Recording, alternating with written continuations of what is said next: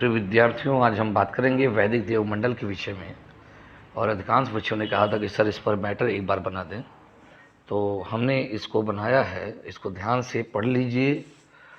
वैसे भी तो आप वैदिक धर्म में इसको पढ़े ही हैं, लेकिन अलग से कैसे पढ़ेंगे, कैसे लिखेंगे, वही सेम टू सेम आपको क्या करना है। देखिए भारतीय ग्रंथ वेदों में यानी ऋग्वेद में वर्ण देवताओं को वैदिक देवता कहते हैं। ये आधुनिक हिंदू धर्म में प्रचलित देवताओं से थोड़े अलग हैं। वेदों के प्रत्येक मंत्र का एक देवता होता है और देवता का अर्थ होता है दाता, प्रेरक या ज्ञान प्रदाता। ठीक है ना। तो देवता का अर्थ क्या है? दाता, प्रेरक या ज्ञान प्रदाता। जिन देवताओं का मुख्य रूप से वर्णन हुआ है वे हैं अग्नि, इंद्र, सोम, मित्र, वरुण, सूर्य। ठीक है। मित्र, वरुण, सूर्य, अश्विन। ठीक है ना। अब ये कहीं कहीं पे दिक्कत हो गई है। ठीक है। तो अश्विन, ठीक है, द्यावा, पृथ्वी इत्यादि। वैदिक धर्म पूर्णतः प्रतिमार्गी धर्म है। वैदिक देवताओं में पुरुष भाव की प्रधानता है। अधिकांश देवताओं की आराधना मानव के रूप में की जाती थी, लेकिन कुछ देवताओं की आराधना या उपासना पशु के रूप में की जाती थी।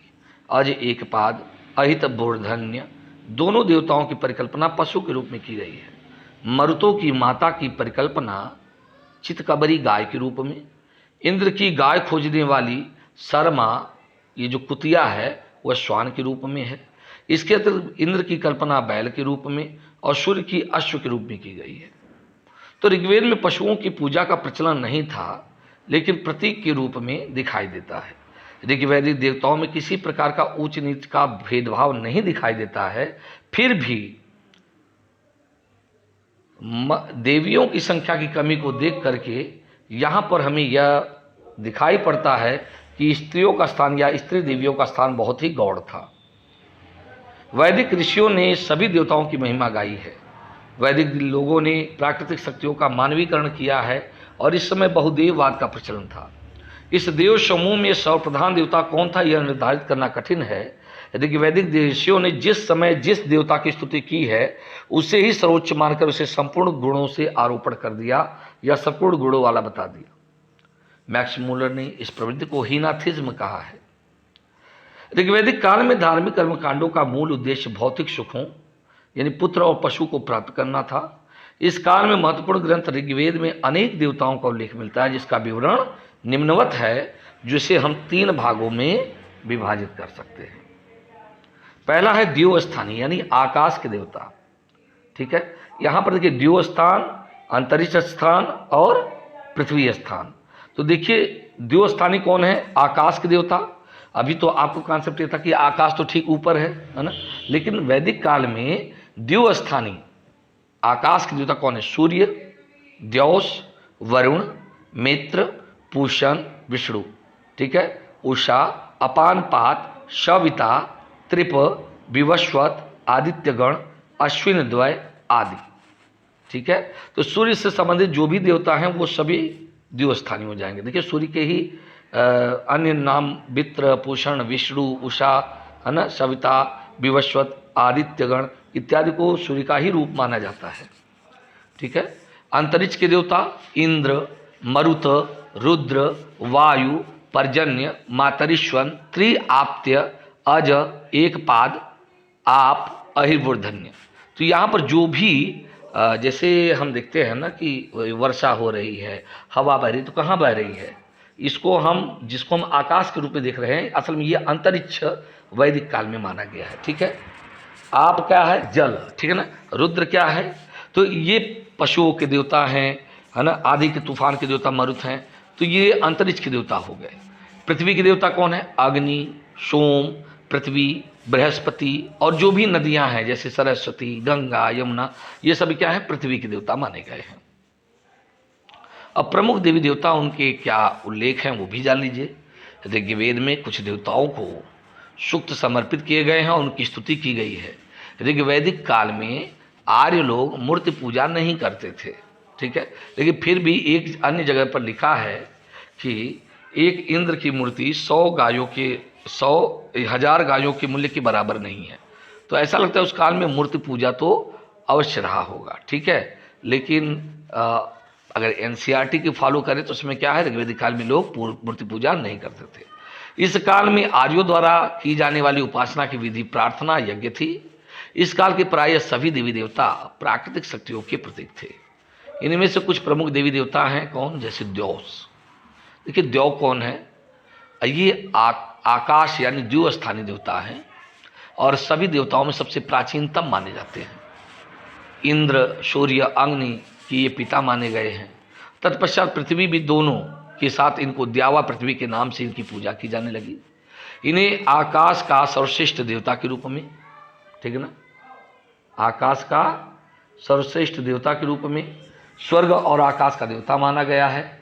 आकाशवाणी वे ही करते थे, वे आकाश में बादलों को नियंत्रित करते थे, संत लोगों का स्वर्ग में स्वागत करते थे और स्वर्ग में उनकी जगह और स्थिति को दिखाते थे।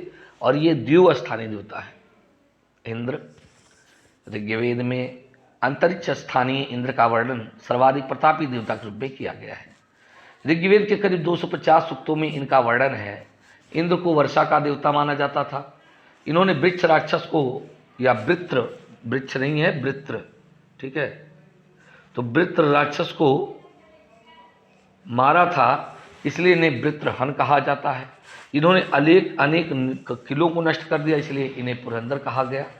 इंद्र ने वृत्र की हत्या करके जल को मुक्त किया, इसलिए इनको पुरमित कहा गया। इंद्र के लिए विशेषण अंशुजीत यानी पानी को जीतने वाला कहा जाता है। इंद्र के पिता द्योष हैं, ठीक है ना। अग्नि उनका यमज भाई है, मरुत उनका सहयोगी है और विष्णु ने वृत्र के वध में इंद्र की सहायता की थी। ऋग्वेद में इंद्र को समस्त संसार का स्वामी बताया गया है। उसका प्रिय आयुध वज्र है, इसलिए उसे वज्रबाहु भी कहा जाता है, ठीक है। अग्नि, ऋग्वेद में दूसरा अगर कोई महत्वपूर्ण देवता है अग्नि, जो कि पृथ्वी के देवता के रूप में माना जाता था, जिसका काम था मनुष्य और देवताओं के बीच में मध्यस्थ की भूमिका निभाना। अग्नि के द्वारा ही देवताओं को आहुतियाँ दी जाती थी। ऋग्वेद में करीब 200 सूक्तों में अग्नि का जिक्र किया गया है। ये पुरोहितों के प्रधान देवता थे। उनका मूल निवास स्वर्ग है, किंतु मातृश्वर ने उन्हें पृथ्वी पर लाए। पृथ्वी पर यज्ञ वेदी में अग्नि की स्थापना भृगुओं और अंगिरसों ने की। इस कारण उन्हें अथर्वण कहा गया। वह प्रत्येक घर में प्रज्वलित होती थी, इस कारण प्रत्येक घर का इन्हें अतिथि माना गया। इनकी अन्य उपाधियाँ जात वेदस यानी चर अचर का ज्ञात होने के कारण, भुवन चक्षु सर्वद्रष्टा होने के कारण, हिरण्यदंत सुनहरे दांत वाले, ठीक है ना, सुनहरे दांत वाले। अथर्ववेद में इन्हें प्रातःकाल उचित होने वाला मित्र और सायंकाल को वरुण कहा गया है। वरुण देवता, देखिए तीसरा स्थान वरुण का माना जाता है, जिसे समुद्र का देवता, विश्व का नियामक और शासक, सत्य का प्रतीक, ऋतु परिवर्तन और दिन रात का कर्ता धर्ता, आकाश, पृथ्वी और सूर्य का निर्माता के रूप में जाना जाता है। ऋग्वेद में वरुण को वायु का श्वास कहा गया है। वरुण देवलोक में सभी सितारों का मार्ग निर्धारित करते हैं। इन्हें असुर भी कहा जाता है। इनकी स्तुति लगभग 30 सूक्तों में की गई है। देवताओं के 3 वर्गों में पृथ्वी स्थान, वायु स्थान, आकाश स्थान में वरुण का सर्वोच्च स्थान है। द्विस्थानीय देवता हैं ये। वरुण देवताओं के भी देवता कहे जाते हैं, इसलिए इनको एक कहा जाता है ऋतश्च गोपा। ऋग्वेद का 7वां मंडल वरुण देवता को समर्पित है और दंड के रूप में लोगों को जलोदर रोग से ये पीड़ित करते थे, ठीक है ना। इनकी तुलना पारसी धर्म में के अहुर मजदा से इनकी तुलना की जाती है। सूर्य, यह द्यौस के पुत्र हैं।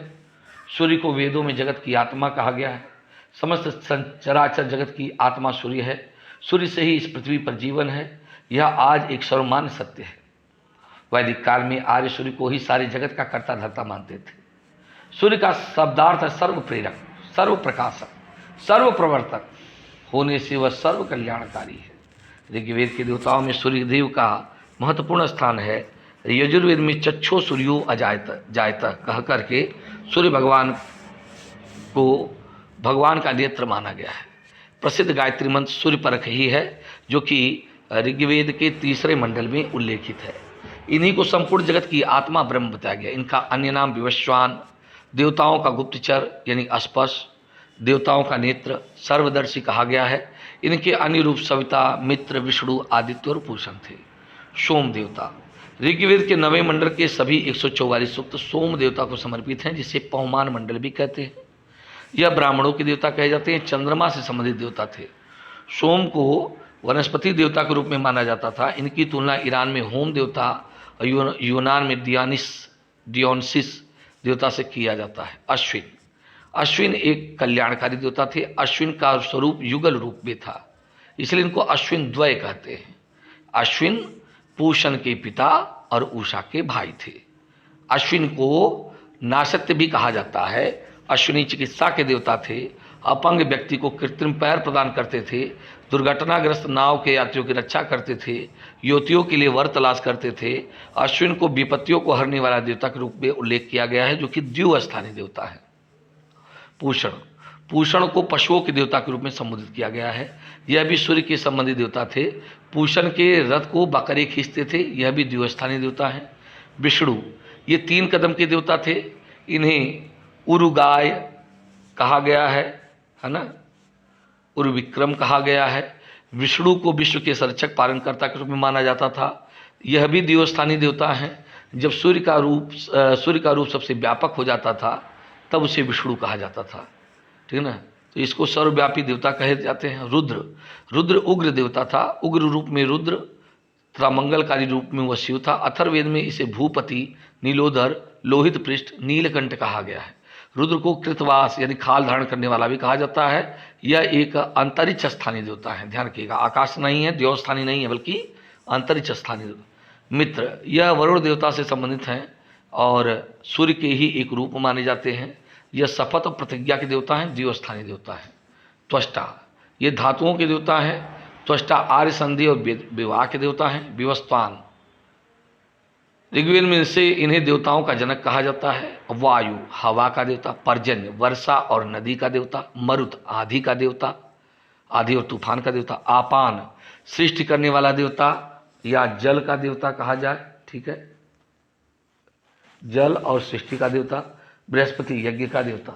देवियों की बात करें तो ऋग्वैदिक मंडल में देवियों की संख्या महत्व दोनों अपेक्षाकृत कम है। यद्यपि सिंधु नदी, अरण्यानी, वाग देवी आदि की स्तुति की गई है, ठीक है। प्रमुख देवियां थी उषा, प्रभात की देवी। अदिति, देवताओं की माता। पृथ्वी, रात्रि, अरण्यानी, पिशान, पिशान जो है वनस्पतियों की। अरण्यानी जो है ये आपकी हैं वनस्पतियों की देवी, ठीक है, वनस्पतियों की देवी। इला, आहुति की देवी। पुरमधि, पुरामधि क्या है, वो है आपकी उर्वरता की देवी। उर्वशी सबसे प्रसिद्ध वैदिक अप्सरा थी। और पिशान, पृथ्वी यह देवी थी। इन्हें 3 वर्गों में रखा गया था। अरण्यानी यह वन की देवी थी। इनका प्रथम उल्लेख एक संहिता में मिलता है। सरस्वती यह वैदिक जनों की पवित्र नदी थी। इनके लिए नदी तमा, माती तमा और देवी तमा शब्द का उल्लेख मिलता है। और उषा को प्रगति और उत्थान की देवी के रूप में जाना जाता था।